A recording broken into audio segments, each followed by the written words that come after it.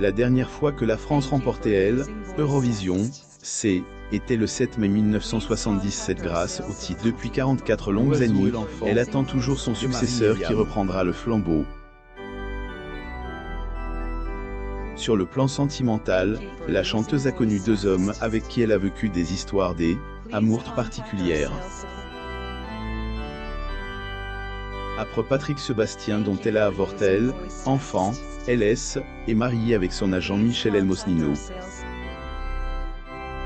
Zoom sur la vie de celle qui est la speakerine officielle du Losclil. Marie-Myriam sur le plateau de l'émission Les Grands du Rire.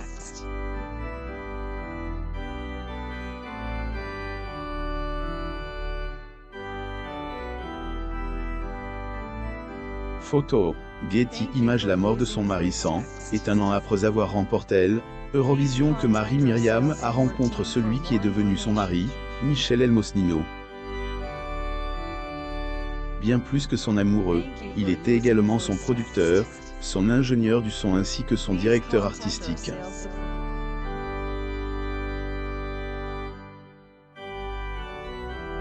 Ils ont vécu ensemble durant 34 longues années à la mort de ce dernier. Il est brutalement décédé en 2013 et cela a traumatisé la chanteuse. Bien que les années soient passées, Marie-Myriam ressent toujours une grande douleur à cause de ce drame.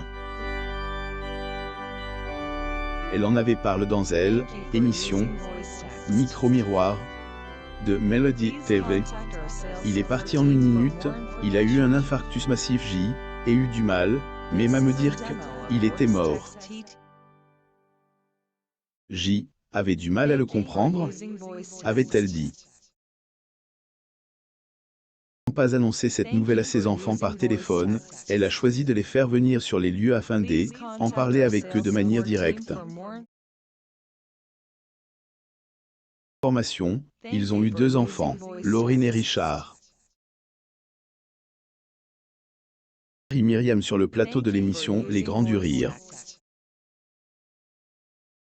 Photo, Getty Images. Elle est devenue un robot après la mort de son mari. Après la mort de son époux, tout semblait effondré autour de Marie-Myriam.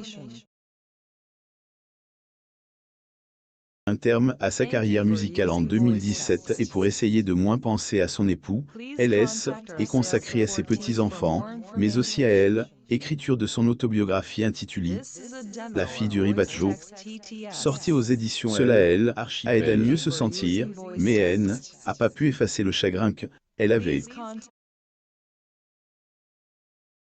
Depuis la mort de mon mari Michel, il y a 2 ans, je suis un robot écriture de mon livre a occupé esprit, mais je ne suis pas encore guéri. Michel était tout pour moi. Mon producteur, mon ingénieur du son, mon agent artistique, le père de mes enfants, je dois reconstruire cette moitié qui me manque, a-t-elle confié. Son enfant avant de rencontrer Michel Elmosnino, la chanteuse est en couple avec un nom bien connu du PAF, Patrick Sébastien. Ils ont vécu une relation tumultueuse durant 2 ans, et Marie est tombée enceinte de lui. Les choses semblaient aller mieux à ce qu'elle apprenne une nouvelle qui a radicalement changé sa vie. À ici Paris, elle avait expliqué ce qui était passé. Des gens bien intentionnés sont venus me dire que Patrick me trompait. Or, était enceinte de lui à ce moment-là. Myriam pose lors d'une séance de portrait à Paris, France, le 5 mars 2017. Getty Images. Choquée par cette nouvelle elle a pris la peine de vérifier, elle a choisi de mettre un terme à sa grossesse. La décision de me faire avorter a été une des pires de ma vie. Était terrible mais je ne voulais pas de cette vie-là, et encore moins un enfant qui et pas de papa. Pourtant, depuis toute petite, je rêvais de devenir mère. Sébastien l'a trompé. Marie et Patrick se sont rencontrés quand ils avaient respectivement 20 et 24 ans. Alchimie a tout de suite fonctionné entre eux et ils se sont découverts beaucoup de passions communes. Mais comme vous le savez déjà, leur couple est arrêté à cause de infidèle de Elle, animateur. Justement parle le 3 janvier 2017 dans Elle, émission. Salut les terriens.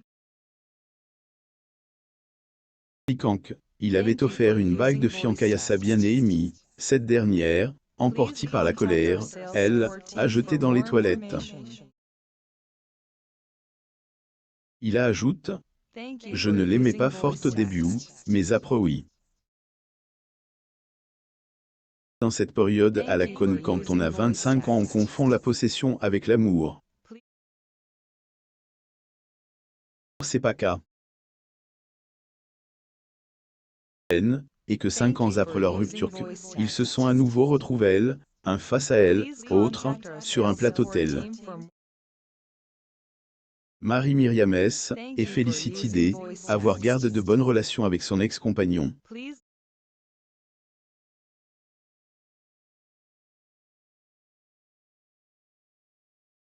Qu'au moment de sa victoire à l'Eurovision, tous ceux qui ont vu les résultats de Elle, Eurovision 1977 se souviennent forcément des un quoi qui est marque et produit ce jour-là.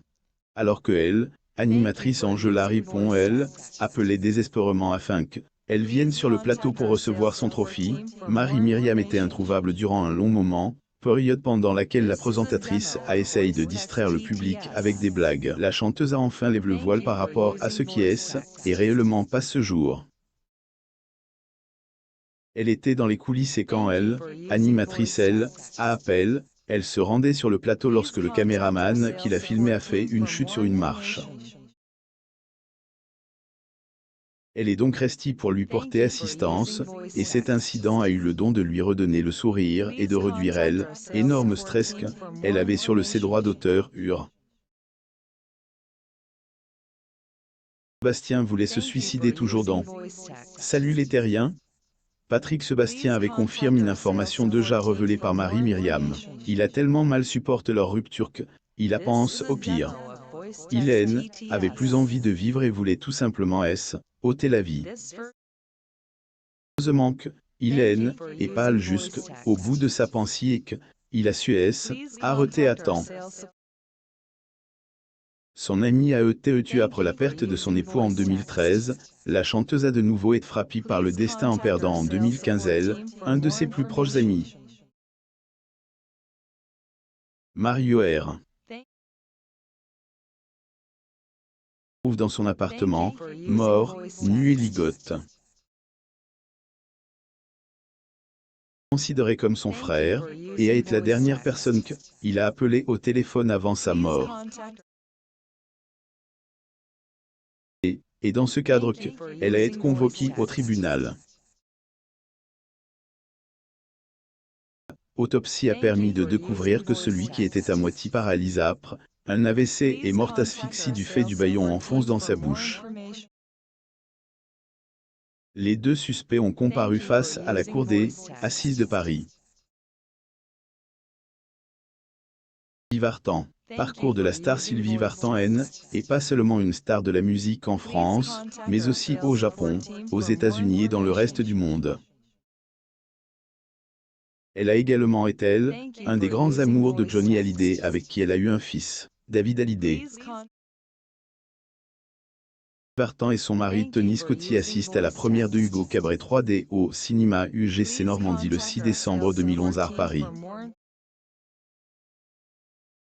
Photo. Getty Images. Sa carrière musicale a débuté en 1961 grâce à son frère Eddie qui lui a proposé de collaborer avec Frankie Jourdan. Les deux artistes ont chanté ensemble le titre Fan des Essence, qui sera un tube à succès. La suite de sa carrière est connue de tous. Retour sur son parcours.